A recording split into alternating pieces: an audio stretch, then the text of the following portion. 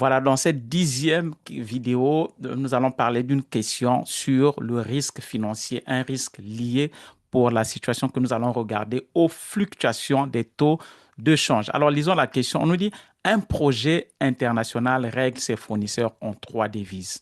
La volatilité des taux de change constitue un risque connu et des provisions pour imprévus ont été constituées.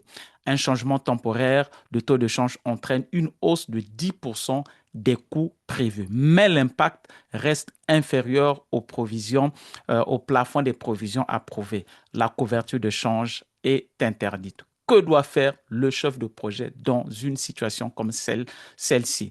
Alors, donc, nous avons quatre propositions. La première, mettre en œuvre des stratégies de réponse aux risques financiers tels que la couverture en coordination avec des experts financiers. La proposition B, collaborer avec les fournisseurs pour les informer que les paiements seront retardés jusqu'à la stabilisation des taux de change. La proposition C, expliquer aux fournisseurs que leurs factures seront payées en dollars canadiens jusqu'à ce que les taux de change reviennent à la normale. Certainement, c'est pas une réponse qui devrait plaire aux fournisseurs. La proposition D, utiliser la réserve pour imprévu approuvée pour faire face à l'impact des coûts liés au risque de change identifié. Alors, comme nous le faisons, nous allons voir dans la problématique, dans le contexte de la question, quels sont les éléments qui pourraient nous aider véritablement à pouvoir choisir de ces quatre réponses qui sont pertinentes, celle qui est la plus appropriée dans le contexte actuel, bien la première action qui serait à prendre.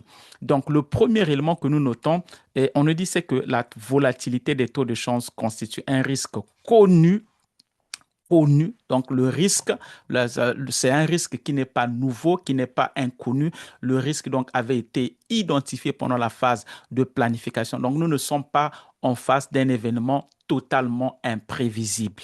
Donc, lorsque ce genre d'événement connu, planifié, arrive, évidemment, nous savons ce que le chef de projet devait faire, c'est aller consulter son plan de mitigation, de réponse aux différents risques. Le deuxième élément, on nous dit que la réserve, il y a une réserve pour imprévu qui avait déjà été constituée. Donc, il y a des provisions pour ce genre de situation connue qui existent. Donc, voilà, cette réserve n'a pas été créée évidemment par hasard. Elle représente une provision financière destinée à couvrir l'impact des risques qui sont identifiés. Le troisième élément clé, on nous dit, c'est que l'impact, donc l'augmentation des coûts pour lier donc à ces fluctuations demeure tout de même inférieur au plafond des provisions approuvées. Ça veut dire que on est toujours à l'intérieur de l'autorité du chef de projet qui est définie dans la gouvernance du projet. Donc voilà, le chef de projet, effectivement, ce genre de décision serait donc sous son autorité. Et ensuite, le quatrième élément, le dernier, on nous dit évidemment que la couverture de change est interdite.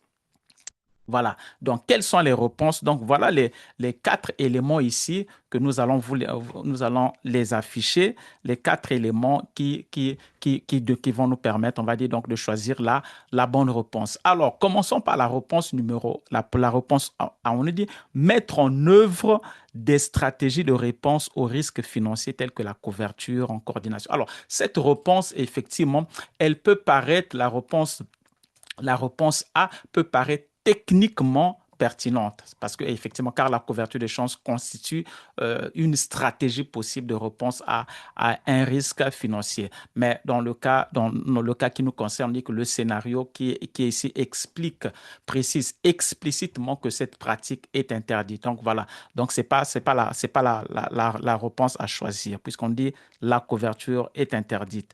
La réponse B, collaborer avec les fournisseurs pour les informer que les paiements seront retardés. Alors, la réponse B propose de retarder les paiements jusqu'à la stabilisation des taux de change.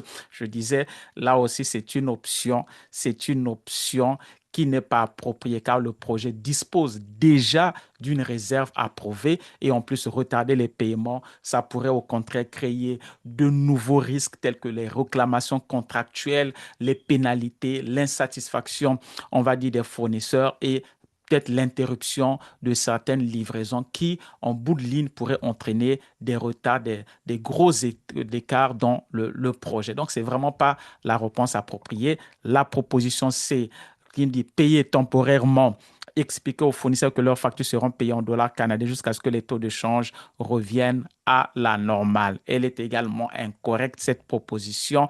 Voilà, on ne peut pas modifier les termes contractuels sans avoir passé par un processus de gestion de changement et évidemment en accord, ça doit se faire en accord avec les fournisseurs. Donc la réponse C n'est pas non plus celle qui conviendrait ici. La réponse D, utiliser la réserve pour imprévu approuvée pour faire face à l'impact des coûts liés au risque de change identifié. C'est la bonne réponse. Voilà, donc la réponse D, c'est celle qui conviendrait c'est la bonne réponse ici, tout simplement parce qu'on a dit le risque avait été en amont identifié et qu'une réserve avait déjà été constituée pour faire face à ce genre de risque. Mais avant de passer au mindset, regardons un peu un petit rappel disons 2 mots sur les types de réserves. Alors, en gestion de projet, il y a principalement 2 types de réserves.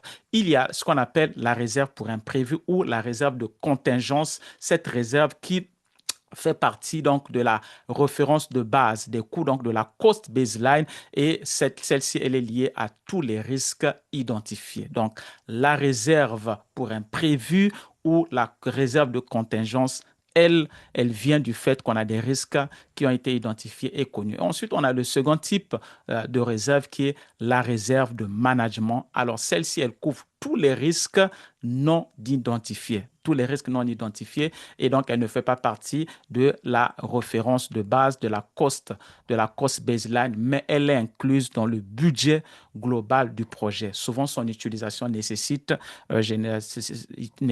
une autorisation de la direction. Alors, pour terminer, le mindset ici qui est attendu, c'est ce que nous avons déjà dit, c'est que voilà, il faut appliquer la réponse. Lorsqu'on a fait une planification, on a fait une planification des risques. Lorsque un de ces risques survient, se matérialise, ce qu'il faut faire, c'est d'abord d'appliquer la réponse qui avait été planifiée. Voilà. Et évidemment, tout en respectant les contraintes organisationnelles ou contractuelles. Donc, le chef de projet ne doit improviser en aucun cas une stratégie qui est interdit ni créer de nouveaux risques lorsqu'un mécanisme approuvé existe déjà. Voilà donc ce que nous avons à partager pour cette question 10. Nous nous retrouverons très prochainement pour la question numéro 11. Voilà, merci.